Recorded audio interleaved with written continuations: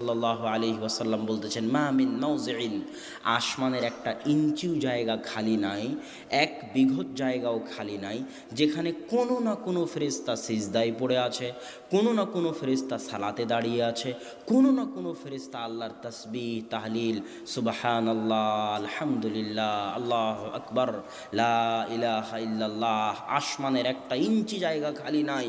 প্রত্যেক জায়গায় ফেরেশতারা হয় সিজদায় পড়ে আছে, না হয় সালাতে দাঁড়িয়ে আছে, না হয় আল্লাহর তাসবিহ তাহলিল করতেছে।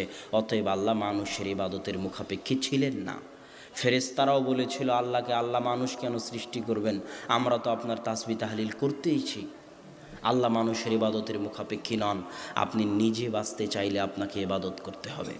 আল্লাহ সুবহানাহু ওয়া তাআলা কোরআনে বলছে, ইয়া আইয়ুহান নাস, হে দুনিয়ার মানুষ, আনতুমুল ফুকারা